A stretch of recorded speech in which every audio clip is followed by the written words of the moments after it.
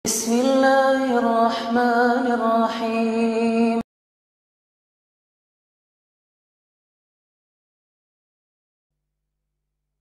Karena akhlak yang mulia adalah media atau sarana dakwah yang sangat efektif.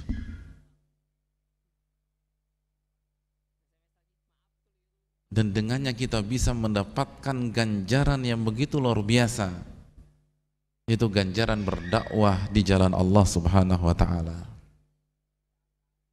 Jadi dengan akhlak yang mulia, dengan keramahan kita, dengan tutur kata yang santun, dengan sikap kita yang amanat, yang bertanggung jawab, yang jujur, kita bisa memikat hati-hati manusia. Hal ini disabdakan oleh Nabi SAW dalam sebuah hadis yang diriwayatkan oleh Abu Ya'la dan Al-Bazzar. Nabi SAW bersabda, innakum lan tasa'un nasa bi amwalikum.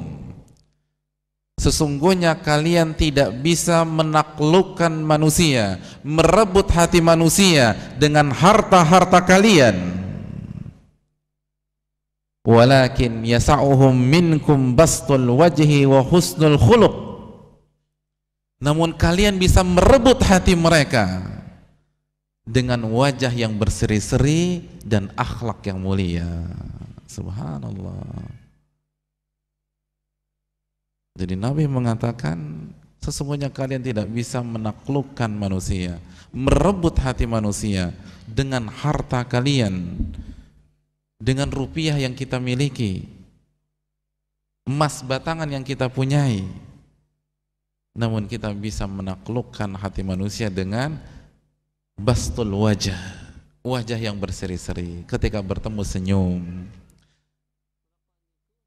ketika bertemu memberikan rona wajah yang baik, lalu akhlak yang mulia, santun ketika berbicara, baik dalam menghargai dan memuliakan tamu, tahu diri ketika berkunjung, menjenguk orang sakit, membantu saudaranya, dan lain sebagainya. Subhanallah.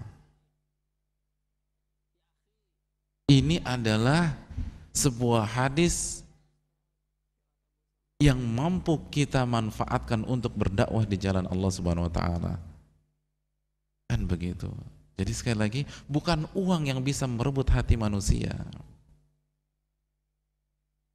Contoh sederhana, kalau saya sekarang punya uang 1 juta dengan kelipatan 100.000, lalu saya kasih antum dengan cara dilempar, ambil ini uang. Kira-kira antum ambil tidak? Hah? Saya kasih antum tapi saya lempar, ambil ini uang. Antum ambil? Hah? Antum ambil? Ya Allah, nggak punya perasaan sama sekali. Saya ambil, saya lempar lagi ke ustadz, kan begitu. Iya, nggak mau, pelecehan namanya, kan begitu. Walaupun 1 juta, walaupun 1 juta. Namun kalau ada saudara kita memberikan roti yang harganya paling 1.000 rupiah, namun dengan penuh senyum, dengan penuh keramahan, mohon maaf akhi, hanya ini yang ana punya, ana hanya ingin berbagi dengan antum, kita setengah-setengah ya. Subhanallah, udah harganya 1.000, setengah-setengah lagi. Antum terima tidak? Terima. Karena akhlaknya baik. Kalau yang bermain itu nominal, kalau yang bermain itu kelipatan, harusnya 1 juta yang pertama lebih kita sukai daripada potongan roti yang harganya hanya 1.000 rupiah. Ini menunjukkan hati manusia tidak bisa dibeli dengan uang, jemaah sekalian. Sekali lagi, logika sederhana, kalau hati manusia bisa dibeli dengan uang, harusnya semakin kaya, musuh kita semakin sedikit dan teman kita semakin banyak. Iya apa tidak? Bukti di dunia nyata bagaimana? Semakin kaya semakin banyak musuh. Iya. Orang senyum hanya basa-basi. Coba lihat, orang-orang kaya, ia tidak memiliki teman setia kecuali sedikit saja. benar-benar setia. Kalau teman yang hanya bisa senyum dan siap ditraktir makan banyak, namun teman-teman setia yang siap menampung air matanya itu sangat sedikit jemaah sekalian. Kan sekali. Jadi semakin banyak uang, pada kenyataannya justru semakin banyak musuh. Itu menunjukkan bukan uang yang bisa menaklukkan hati manusia. Namun sabda Nabi yang mengatakan bastul wajah wa husnul khuluq, wajah yang berseri ketika kita menatapnya, ketika kita berinteraksi dengannya, ketika kita berhadapan dengan dirinya, dan akhlak yang mulia. Oleh karena itu hadirin sekalian rahimanillah wa yakum, manfaatkan hal ini untuk berdakwah di jalan Allah Subhanahu wa taala. Bukankah Nabi bersabda la an yahdiyallahu bika rajulan wahidan khairun laka min humrun na'am. Nabi bersabda, apabila Allah memberikan hidayah kepada seseorang melalui perantara Anda, maka itu lebih baik daripada unta merah yang masih muda. Dan unta merah yang masih muda adalah kendaraan darat yang sangat mahal pada saat itu. Bahkan bisa dibilang termahal pada saat itu. Subhanallah. Jadi hadirin sekalian, jangan berpikir dakwah itu hanya milik para kiai, para ustadz, para ulama. Kita pun bisa berdakwah. Kita pun bisa mengajak orang ke dalam sunnah. Sebagaimana kita bisa membuat orang lari dari sunnah, lari dari kajian, lari dari akidah yang benar. Dengan apa?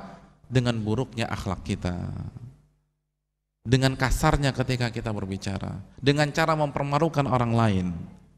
Dan sebaliknya, kita bisa menarik orang kepada sunnah dengan kelembuhan tutur kata kita, dengan komitmen kita ketika kita berjanji, ketika kita mengemban amanat, saat kita berbicara, saat kita menunaikan hak-hak seorang muslim, dan lain sebagainya. Jadi sekali lagi, kita memiliki kesempatan emas yang ada di hadapan kita untuk berdakwah. Dan sebaliknya, salah bersikap, kita bisa membuat orang lari dari Islam. Dan Nabi mengatakan dalam hadis Bukhari dan Muslim, inna minkum munaffirin, sesungguhnya ada di antara kalian orang yang membuat manusia lari dari agama Islam, lari dari sunnah Nabi SAW. Subhanallah.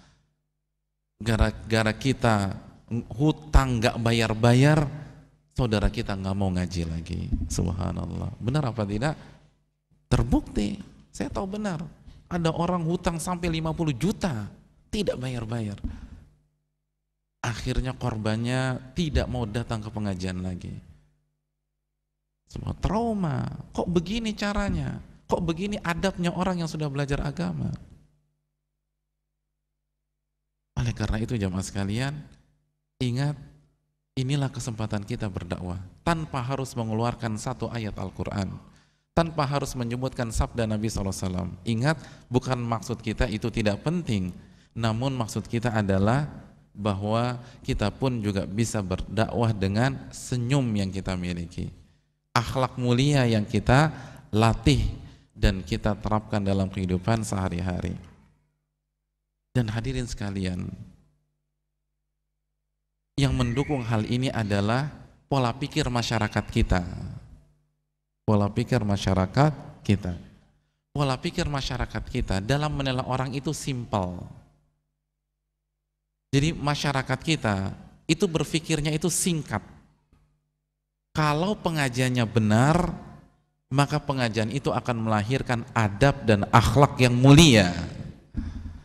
Kalau ajarannya itu sahih, maka orang ini akan santun kalau ketemu dengan kita, akan ramah ketika berbicara dengan kita. Itu pola pikir masyarakat kita. Dan sebaliknya, kalau adab dan akhlaknya buruk, ini alamat pengajiannya itu sesat dan bermasalah, pengajiannya ekstrim dan seterusnya. Iya apa tidak? Iya. Pola pikir masyarakat kan begitu, nggak pikir ribet-ribet. Yang mereka nilai itu senyuman kita, bukan pelajaran yang kita bahas pada malam hari ini. Contohnya, antum belajar masalah akidah di sebuah kajian, ketemu tetangga, ditanya, Pak, tadi belajar apa di masjid? Tidak. Yang mereka nilai itu kalau ketemu senyum apa tidak, kalau bertemu salam atau tidak, kalau berbicara ramah atau tidak. Itu penilaian mereka, bukan yang jelimet-jelimet, yang ribet-ribet. Mereka menilai seperti itu, jamaah sekalian. Iya apa tidak? Iya. Ada yang pernah ditanya tentang materi kajian oleh tetangganya? Tidak. Tapi masyarakat menilai. Dan bukan dari hal itu mereka menilai kita. Mereka menilai kita itu dari interaksi sehari-hari. Kalau ada yang sakit, dikasih perhatian atau tidak oleh kita. Kan begitu. Kalau lewat, kasih salam atau tidak. Kalau misalnya ada orang yang membutuhkan, kita bantu atau tidak. Itu adalah penilaian yang dilakukan oleh masyarakat kita. Dan penilaian seperti ini itu tidak salah, jamaah sekalian. Penilaian seperti ini tidak salah. Dan penilaian seperti ini pernah digunakan oleh orang yang lebih mulia dari kita. Siapa orang tersebut? Siapa orang tersebut? Siapa orang yang pernah tercatat di dalam hadis Nabi SAW menggunakan penilaian seperti ini? Khadijah radhiyallahu taala anha. Saat kapan? Saat Nabi mendapatkan wahyu pertama kali. Apa yang terjadi? Beliau khawatir, beliau nervous. Beliau mengkhawatirkan dirinya, jangan-jangan Allah menghempaskan dirinya, jangan-jangan Allah memberikan keburukan kepada diri beliau. Akhirnya beliau mendatangi istri beliau yang beliau sangat cintai. Siapa? Khadijah. Lalu Khadijah memainkan perannya sebagai istri yang salihah. Apa kata Khadijah? Khadijah mengatakan kepada Nabi SAW, kalla abshir fa wallahi la yukhzikallahu abada. Bukan seperti itu wahai suamiku. Abshir, justru bergembiralah, demi Allah, Allah tidak akan menghempaskan dirimu. Yakin sekali Khadijah bahwa yang didapatkan atau yang didapat, yang diterima oleh suaminya adalah wahyu, kebaikan, bukan justru keburukan. Jadi sangat amat yakin bahwa yang didapatkan oleh Nabi SAW adalah wahyu. Apa alasannya jemaah sekalian? Apa argumentasinya? Mari kita simak apa dalilnya Khadijah. Khadijah mengatakan, innaka la tasilur rahimah. Sesungguhnya engkau wahai suamiku adalah orang yang senantiasa menyambung tali silaturahim. Wa tasduqul haditha, dan orang yang sangat jujur ketika berbicara. Wa tahmilul kalla, dan membantu orang-orang yang belum bisa mandiri. Wa taqrid dhaifa, dan orang yang memuliakan para tamu. Wa tu'inu ala nawaibil haq, dan orang yang membantu korban musibah dan bencana. Apa maksudnya jamaah sekalian? Maksudnya Khadijah ingin memastikan kepada Nabi SAW, orang yang memiliki sifat-sifat seperti ini, orang yang memiliki akhlak mulia seperti ini tidak mungkin sesat, tidak mungkin dihempaskan oleh Allah Subhanahu wa ta'ala. Engkau ini orang yang selalu menyambung silaturahim. Orang sebaik engkau nggak mungkin disesatkan oleh Allah, tidak mungkin dihempaskan oleh Allah Subhanahu wa ta'ala. Engkau itu kalau bicara selalu jujur, orang jujur seperti dirimu itu tidak mungkin dihinakan oleh Allah Subhanahu wa ta'ala. Engkau ini selalu membantu orang yang belum bisa mandiri. Orang sebaik dirimu itu tidak mungkin dijatuhkan oleh Allah Subhanahu wa taala. Tidak mungkin sesat. Ini sebuah kebaikan, dan engkau selalu menyambut tamu, menghormati tamu, memuliakan tamu. Orang semulia engkau ini wahai suamiku, itu tidak mungkin dilemparkan oleh Allah Subhanahu wa taala. Wa tu'inu ala nawaibil haq, dan engkau senantiasa membantu orang-orang yang tertimpa kesusahan, tertimpa musibah, tertimpa bencana. Dan itu tidak mungkin membuat Allah menghempaskan dirimu. Subhanallah. Apa yang dijadikan argumentasi oleh Khadijah? Akhlak.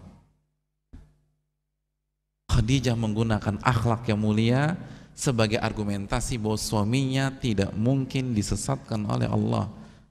Suaminya bukan orang sesat, bukan orang yang dihinakan oleh Allah. Bukankah itu yang digunakan oleh masyarakat kita ketika menilai seseorang? Iya tidak? Itu kan pola pikir masyarakat kita sekarang. Jadi jangan cepat-cepat menyalahkan mereka, evaluasi diri. Sudah benar belum selama ini? Akhlak yang mulia itu sudah kita amalkan atau belum? Jadi ketika mendapatkan sentimen negatif dari masyarakat, tidak disukai oleh masyarakat, jangan langsung cepat-cepat mereka itu semua pengikut hawa nafsu, mereka itu jumut, kaku, fanatik. Tunggu dulu, jangan cepat-cepat menyalahkan masyarakat. Jangan-jangan kita yang kurang menyebarkan salam, jangan-jangan kita yang tidak menjaga lisan ketika kita berbicara. Ini yang harus kita evaluasi.